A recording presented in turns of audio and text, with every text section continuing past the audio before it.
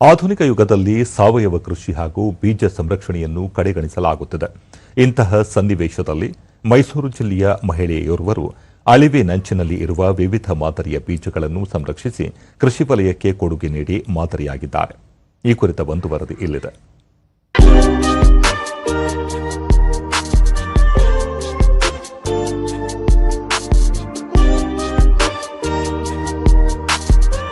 ಮೈಸೂರು ಜಿಲ್ಲೆಯ ಪಿರಿಯಾಪಟ್ಟಣ ತಾಲೂಕಿನ ಕಣಗಾಲ್ ಗ್ರಾಮದ ಪದ್ಮಮ್ಮ ಮರಿಗೌಡ ಕಳೆದ 25-30 ವರ್ಷಗಳಿಂದ ಅಪರೂಪದ ಹಾಗೂ ಅಳಿವಿನಂಚಿನಲ್ಲಿರುವ ಬೀಜಗಳನ್ನು ಸಂರಕ್ಷಿಸಿ ಬೀಜಮಾತೆ ಎಂಬ ಗೌರವಕ್ಕೆ ಪಾತ್ರರಾಗಿದ್ದಾರೆ.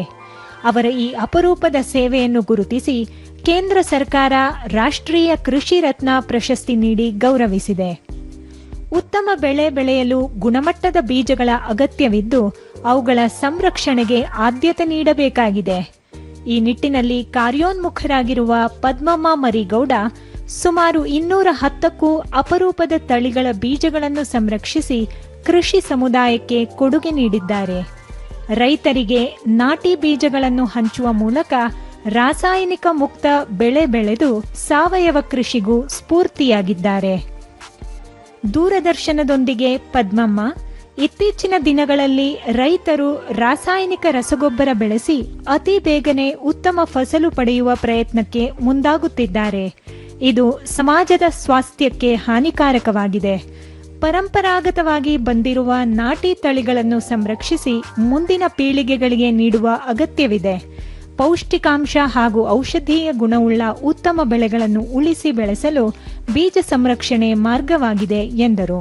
ನೀವು ಹಿಂದ್ಲ ಕಾಲಕ್ಕೆ ಬಂದು ಈ ಬೀಜ ಬಿತ್ತನೆ ನಂತವ್ ತಗೊಳ್ಳಿ ಅಂತ ಹೇಳಲ್ಲ. ನೀವು ಬೆಳೆದು ಉಳಿಸ್ಕೊಂಡು ನಿಮ್ಮ ಬೀಜ ನೀವೇ ಬೆಳ್ಕೊಂಡು ನಿಮ್ಮ ಆರೋಗ್ಯ ನೀವೇ ಕಾಪಾಡ್ಕೊಂಡು ಈಗ ನಮ್ಮ ಆಯಸ್ ಮುಗ್ದೋಯ್ತು. ನಮ್ಮ ಮಕ್ಕಳಿಗೂ ಆಗ್ಲೇ ಆಯಸ್ ಮುಗ್ದೋಗ್ಬಿಟ್ಟದೆ. ಮೊಮ್ಮಕ್ಳಿಗಾರುವೆ ಮಣ್ಣು ಮಾರಬೇಡಿ, ಮಣ್ಣು ತಿನ್ಬೇಡಿ. ಅದರಿಂದ ಮಣ್ಣು ಉಳಿಸಿ ಮಕ್ಕಳ ಆರೋಗ್ಯಕ್ಕೆ ನಾವು ನಮ್ಮ ಅಜ್ಜಿ ತಾತ ಏನ್ ಮಡಗಿದ್ರು ಅನ್ನಿಸ್ಕೋಬಾರ್ದು. ಅದರಿಂದ ನಮ್ಗೆ ಅನುಕೂಲ ಆಗುವಂಗೆ ನಮ್ಮ ಮೊಮ್ಮಕ್ಳಿಗಾರು ಈ ಆರೋಗ್ಯ ಕಾಪಾಡ್ಕೋಬೇಕು. ಹಿಂದಿನ ಕಾಲದಂಗೆ ಬೆಳಿಬೇಕು, ಬಿತ್ತಬೇಕು, ನಮ್ಮ ಆರೋಗ್ಯ ಕಾಪಾಡ್ಕೋಬೇಕು ಅಂದ್ರೆ ಸಾವಯವ ಕೃಷಿನೇ ಮಾಡಬೇಕು ಅಂತ ನನ್ನ ಆಸೆ. ಸ್ಥಳೀಯರಾದ ಸೌದ್ ಬೇಗಂ ಗ್ರಾಮ ಮಟ್ಟಗಳಲ್ಲಿ ನಡೆಯುವ ಕೃಷಿ ಮೇಳಗಳಿಗೆ ತೆರಳಿ ಪದ್ಮಮ್ಮ ಅವರು ರೈತರಲ್ಲಿ ಬೀಜ ಸಂರಕ್ಷಣೆಯ ಜಾಗೃತಿ ಮೂಡಿಸುತ್ತಿದ್ದಾರೆ. ಇದೊಂದು ಸಮಾಜಮುಖಿ ಕಾರ್ಯವಾಗಿದ್ದು ಬೀಜ ಸಂರಕ್ಷಣೆಯೆಡೆ ರೈತರನ್ನು ಸೆಳೆಯುವ ಕಾರ್ಯ ಮಾಡಲಾಗುತ್ತಿದೆ ಎಂದು ಹೇಳಿದರು.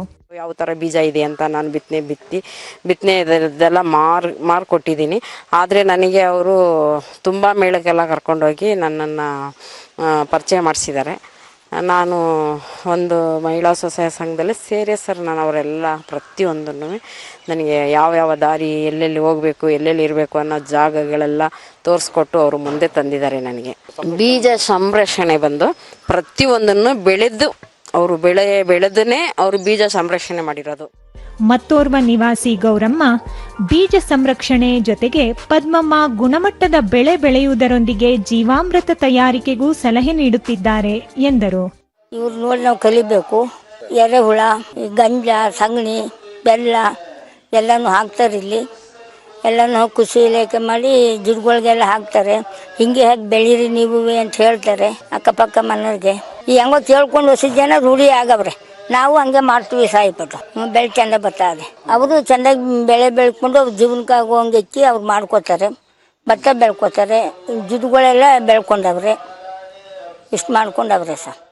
ಪದ್ಮಮ್ಮ ಅವರ ಪತಿ ಮರಿಗೌಡ ಮುಂದಿನ ಪೀಳಿಗೆಗೆ ಆರೋಗ್ಯಪೂರ್ಣ ಹಾಗೂ ಪೌಷ್ಟಿಕಾಂಶಯುತ ಆಹಾರ ನೀಡುವ ಉದ್ದೇಶದಿಂದ ಉತ್ತಮ ಬೆಳೆ ಬೆಳೆಯಲು ಗುಣಮಟ್ಟದ ಬೀಜಗಳನ್ನು ಪೂರೈಸಿ ಒಳ್ಳೆಯ ಕೆಲಸ ನಿರ್ವಹಿಸುತ್ತಿರುವ ಪತ್ನಿಯ ಸೇವೆ ಶ್ಲಾಘನೀಯ ಎಂದರು. ಮಕ್ಕಳ ಬೆಳವಣಿಗೆಗೂ ಅನುಕೂಲ ಆಗ್ತದೆ. ಯಾವುದೇ ರೋಗ ರುಜಿನಗಳು ಬರದಂಗೆ ಈ ಸಾವಯವ ಕೃಷಿಯಿಂದ ಬೆಳೆದಂಥ ತರಕಾರಿ ಆಗಲಿ ಸೊಪ್ಪು ಆಗಲಿ ಇತ್ಯಾದಿಯನ್ನು ಬಳಸ್ಕೊಂಡು ಮಾಡೋದ್ರಿಂದ ಮಕ್ಕಳ ಆರೋಗ್ಯ ಚೆನ್ನಾಗಿರ್ತದೆ. ಅವ್ರ ವಿದ್ಯಾಭ್ಯಾಸದ ಪ್ರಗತಿಗೆ ಅನುಕೂಲ ಆಗ್ತದೆ. ಜನರ ಆರೋಗ್ಯನೂ ಸರಿಯಾಗಿರ್ತದೆ. ಯಾವುದೇ ರೀತಿಯ ಕಾಯಿಲೆ ಕಸಾಲುಗಳು ಬರದಂಗೆ ನೋಡ್ಕೋಬೋದು. ಈ ಬೀಜ ಉತ್ಪತ್ತಿ ಮಾಡೋದ್ರಿಂದ ಜನಗಳಿಗೆ ಅನುಕೂಲ ಆಗ್ತದೆ ಮತ್ತು ಜನಗಳು ಈ ಸರಿಯಾದ ರೀತಿಯ ಸ್ಪಂದಿಸಿ ಅದನ್ನು ಆಹಾರ ಉಪಯೋಗಿಸೋದ್ರಿಂದ ಅವರಿಗೆ ಕಾಯಿಲೆ ಸಾಲುಗಳು ಬರ್ದಂಗೆ ನೋಡ್ಕೋಬಹುದು. ನಾವು ನಮ್ಮ ಹೆಸರು ಈ ರೀತಿಯ ಮಾಡೋದ್ರಿಂದ ಅವರಿಗೆ ಹೆಚ್ಚಿನ ಆದ್ಯತೆಯನ್ನು ಕೊಟ್ಟು ಇದನ್ನು ಮುಂದುವರಿಸ್ಕೊಂಡು ಹೋಗಿ ಅಂತ ಹೇಳ್ಬಿಟ್ಟು ಹೇಳ್ತಾ ಇದ್ದೀವಿ. ಒಟ್ಟಾರೆ ಬದಲಾಗುತ್ತಿರುವ ಜೀವನ ಶೈಲಿಯಲ್ಲಿ ಆರೋಗ್ಯ ರಕ್ಷಣೆಗೆ ಸಾವಯವ ಆಹಾರ ಸೇವನೆ ಅತ್ಯಗತ್ಯ. ಈ ನಿಟ್ಟಿನಲ್ಲಿ ಪಾರಂಪರಿಕ ತಳಿಗಳ ಬೀಜಗಳನ್ನು ಸಂರಕ್ಷಿಸಿ ಸಮಾಜಕ್ಕೆ ಕೊಡುಗೆ ನೀಡುತ್ತಿರುವ ಪದ್ಮಮ್ಮ ಮರಿಗೌಡ ರೈತ ಸಮುದಾಯಕ್ಕೆ ಮಾದರಿಯಾಗಿದ್ದಾರೆ.